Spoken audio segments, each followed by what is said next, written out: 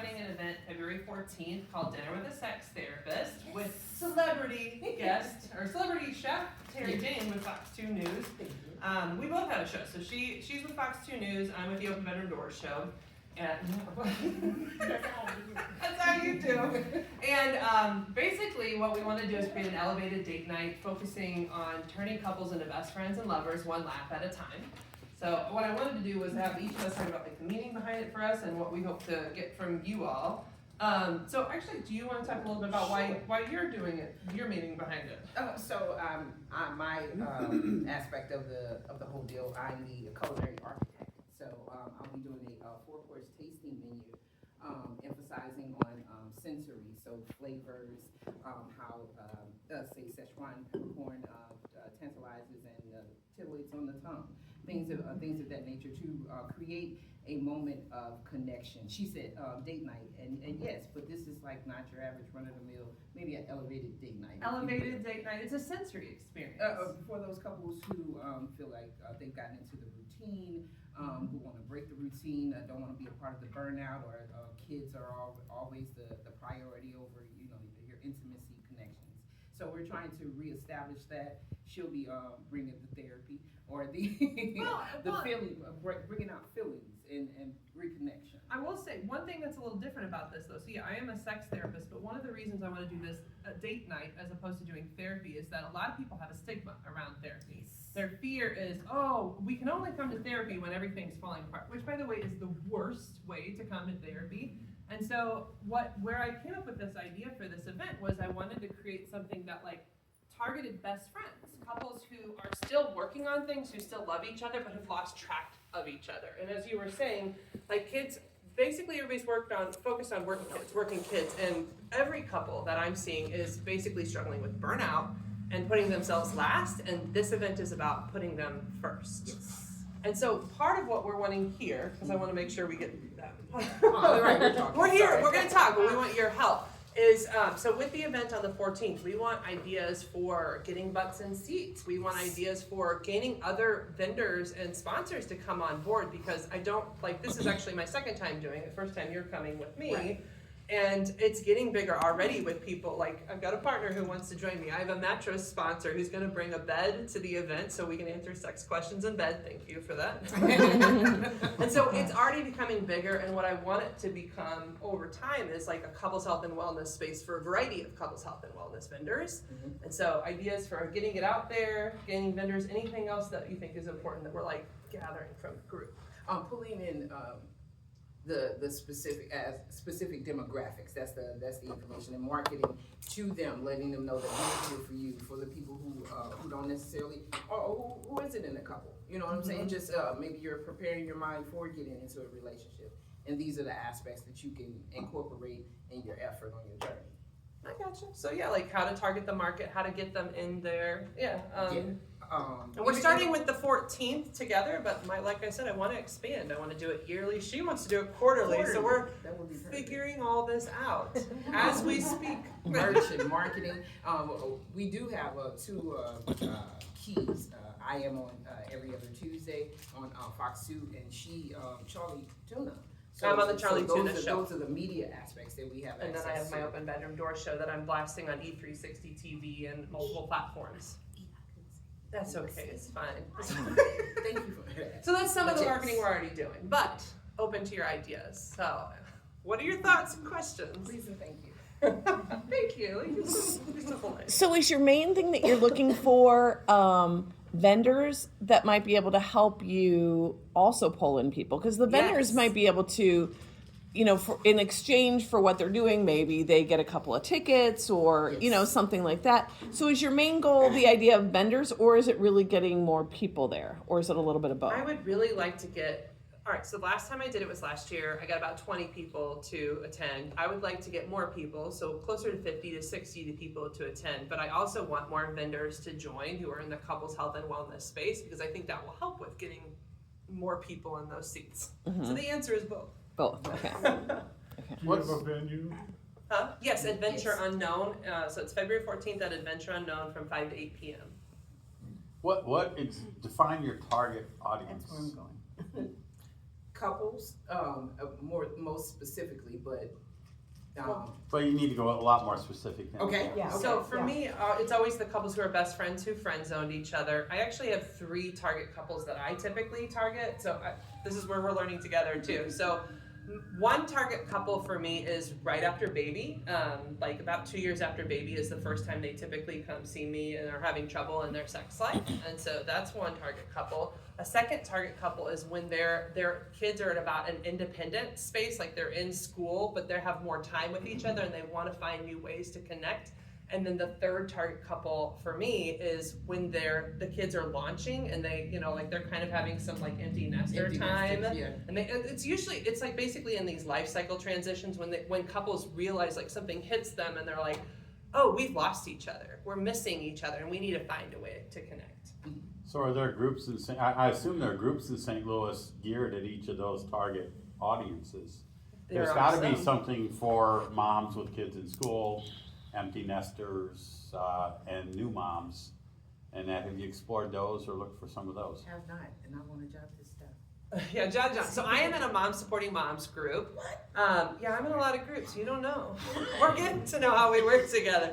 But like, I am in some of those groups. I will say, here's the challenge. So in marketing this, men are more interested than women. Men are the ones who come to me and say, I really want to come here. How do I convince my wife to come? Because the women sometimes are a little nervous about the idea of a sex event or like, by the way, this is talking, there's nothing. It's all vanilla.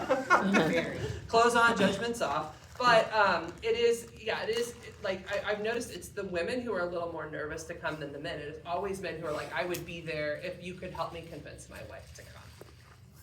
So what? Yes. So what have you done to do that? Some of them. Well, I'll answer. In your marketing. Yeah, in the Eventbrite, I have mentioned like talk to them, tell them like I have a YouTube channel, so I invite them to like look at the YouTube channel. But the funny thing is sometimes you can just buy the tickets and say this is what we're doing. Other times they just have to take a risk and like put it out there and tell them. So I answer some of this in the like frequently asked question on Eventbrite. But like really, you just like the biggest issue is that talking about sex isn't normalized in our culture, and like that's the problem we're trying to target with this event. That like if you don't talk to each other, you can't improve this. And so that's kind of the whole focus of the event too. It's just normalizing conversations about sex and making it fun. Yes. Is the purpose of this event to get you ready to have more events that are like it, or is it to drive your business as therapists? So she's a chef, and I think for this is to have more events. Actually. Exactly, have more events. More Yeah, events? I mean, I will get therapy clients, and I imagine you'll get like cooking Probably chef clients and clients. chef clients too. Yeah. So like it's a marriage of sorts. It is. But yeah, like I do. I think I want to do. I said I want to do yearly. You say you want to do quarterly. She wants to do like pop-ups. Like she's got a lot of cool ideas for how to make the event thing its own thing. Yeah, But we're figuring it out. Lucia. Oh. I'm not sure if they still do it, but I remember when I was having babies in the hospital, I came home with a whole packet of stuff, and in that packet, there was all kinds of information about mental health, what I can do, who I can reach out to. And Yeah. after my second That's a child, I really took good advantage idea. of that because the first one seemed like, oh, I can do this. The second one was like, oh, good Lord, what have I done? And I really enjoyed the nurses and the connections that they helped me make. So I don't know how you get into those packets, but I know St. Luke's has one. I do believe Mercy has one. When you leave with your baby, there's a ton of stuff in that tote bag, from coffee mugs. So we could put some of the invites in the Well, package. yeah, I don't know if they'll allow you, but I would definitely touch base with maternity at the hospitals and see. I know a few OBGYNs that I There have you close go. connections to. I can see about Yeah, I that. think you're like women and infants managers and things, Right. people who are managing the unit, They help and out. or have the nurse educators who are putting those resources together. by Okay. reading From how to nurse your resources. baby to, sex after. You can do that with the VA? Yes. Oh, great idea. She's got connections with the There VA. you go. Which I love military people. They're so open-minded to stuff like this. Yes, very much, very much. There's 2 over here. We should let. Oh, sorry, No, I'm just you and then you. We're over here. So Yeah, I don't just wanted lose. to let you know I'm very interested in what you all are doing. I do have a couple of connections I'm going to give you today. So Michelle December is the director over learning and engagement for the Contemporary Art Museum of St. Louis. Actually just collaborated with her on a Day Without Art for HIV and AIDS Awareness Day. And harm reduction. And another young lady here in St. Louis is also a sex therapist, Crystal Willis. Okay. She does crystallized sexuality, and so they both have a age range of people they draw in from the early 20s to about 38, 40. So I actually just texted her and let her know more than willing to work with you all. So just wanted to let you know there's a couple more connections that can draw in some more. Cool, and I brought invites for everybody, so you guys can all have access to the event and where it is. Thank you for those resources. Thank you. You I'll have be it? getting in. Sure, so a couple of things as far as just marketing to have, like you said, butts and seats. Would be, reaching out to your prior attendees from last year, ask how their experience was, maybe give an offer to bring a friend, maybe there's a discounted rate as being a prior attendee. Oh, okay. Provide some benefits around, repeat attendees. I did get testimonials from some of them, Yeah, by the way. oh, that's great, and Okay. so, and then just diversifying your communication, the video and the TV and, what you've got on YouTube are all wonderful, but then also just coupling that with social media, your emails, personal reach outs, things like that, but just providing some type of incentive for both your vendors and your prior attendees would might reach out. And then also on the other side, with the other two markets that you target, of women who are in those advanced stages of having empty nesters and whatnot, there's a great array of women's groups here in St. Louis, more so than when I was in corporate, 10 years ago. And all facing those stages of life. And so I think going and attending, we've got one representative over there. As far as talking to the leaders of those women's groups to say, and start, talking to the women who are facing those two stages that you just mentioned, or all three stages. Yeah, you just because mentioned. menopause, of course, is Yeah, like a big because topic of discussion right now. That really, with the groups I'm in and the distributions that I see of topics, that's starting to trend now of talking about women in menopause and all the things that we just don't get educated on in our age. And that might be a great alignment with their programming to start marketing towards your event in February. Well, and to your point, like the big focus or like life goal here is that there's a lot of sex education people haven't received, and it's causing so much harm that could have been prevented. So like the focus of this event is to give sex education where all of us missed it. Adult sex education. Okay, yeah. Yeah, you mentioned 3 different groups. Do you find that they all work well together in a group environment, or is it better targeting each group separately? Initially I did just fine with all of the age groups. I do like ice breaking activities, and I really have the couples work with each other a lot. There is some like group discussion. What's really neat is when you get people together, they all have a lot of really cool information to share that like they've never had, like this. You guys know, right? Thank you for bringing. It's like here. When you have like people who are sharing what they're struggling with, like there's a lot of camaraderie that happens. Like I did a couples retreat where there was a young couple and an older couple, and they were each learning from each other. So I don't see like an issue with it. I think it ends up being kind of a mentorship type of thing that's really special. Yeah, the follow-up question then is, are you describing those 3 groups in your marketing materials? I would say it's definitely on my website. I don't know if it's on that event, right? Because like when you have an invite, it's kind of short. We have to look at the event, right, to see if we feel like it's being targeted. Yeah, because the more that people can see themselves Oh, okay, in that, okay. the more likely they are to sign up for it. That makes sense. So like setting a set, like really just saying these are the people who come somewhere in like that marketing material. Yeah, the people that seem to get the most benefit out of our events are, and then you list the 3 categories. Okay, that's a good idea. I don't That think is a that's good on idea. there. Yeah, because it does make you feel like you belong there. Yeah, it's like, oh, that's me. Oh, You gotta hear or see something that goes, oh yeah, that's me. yeah. You know, That feels like me. they know who I am, they understand me, and because then that connection gets made emotionally, then the action follows more quickly. All right, cool. Thank you. So a couple of things. Yes, on the women's groups, like Rhonda said, I co-lead the chapter of Women Empowering Women in Chesterfield, and that group in particular, always looking for speakers and things like that, but also has some collaboration opportunities on social media that could be good marketing platforms. So I can connect you with that. The other thing, or two things, was you mentioned women having more hesitance to join than the men. So I'm curious about using some of your like moms groups that you're in to do a little bit of market research and kind of ask some of them, what would you need to hear to make you enticed? Like what is it that they need to hear that would make them say, oh wait, this is for me and this is comfortable? And then the second part of that would be, how can you give them a realistic preview? Because dinner with a sex therapist, does that mean that I'm going to come and talk with 50 of my closest strangers about my sex life? Or what exactly does that look like? Because that may help them overcome some of those hurdles. You know, I get as a sponsor travel agency that specializes in couples travel, and have them underwrite part of this and maybe give a special offer to attendees. Also, this might sound a That's little a really off, good but, idea.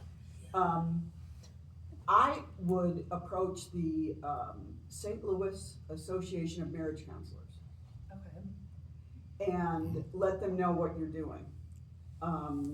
You know, it's an interesting group. I actually spoke for them a number of years ago.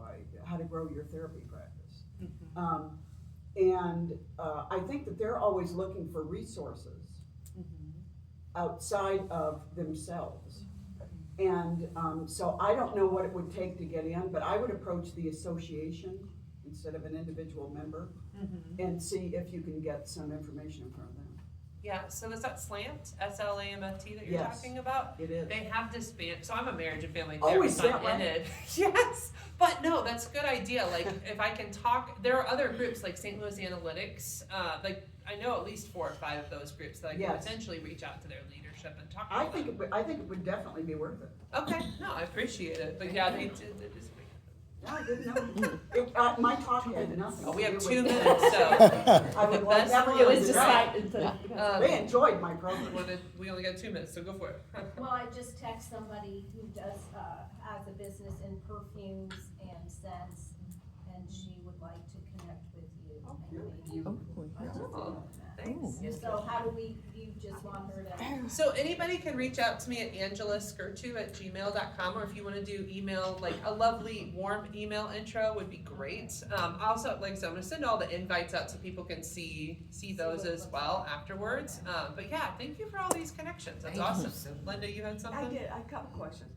First of all, have you ever done an all one sex thing, like an all women's group or an all men's group? Because I'm thinking about how reluctant women are to talk about personal things when there's a man in the room. But if there's no men in the room, the women will open up with each other. So Allie had the idea of approaching women's groups. If you speak to them and say there will be an all women's event that's coming up whenever, and do it a little bit before you do the couples event, so that the wives are not reluctant, or the women are not reluctant to go to it because they feel safe. And I had another brilliant idea, but it's gone now. You can tell us later. I have done women's groups in the past. I don't think it's a bad idea. I just, in the long term, I would like them to talk to each other, because that I think is the biggest issue. Is that, yeah, women are talking over here, men aren't talking. Oh, I know. And then they're not saving it together or solving it together. I did have another idea. Okay. When I've approached conferences about speaking in and having a table there within a particular industry, one of the things that they do is they encourage you to have a raffle. So people stand up and maybe the prize would be 3 months working with you, Angela, or something like that. And then if you start your referral business there.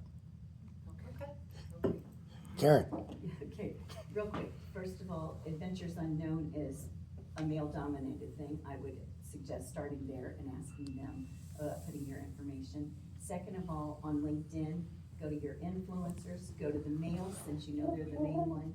Tell them about your event. Don't tell them like you're asking them to join. Asking them if they know anyone that this would benefit, and they'll take the initiative if it's for them. That was Right. the sign. It was. It was.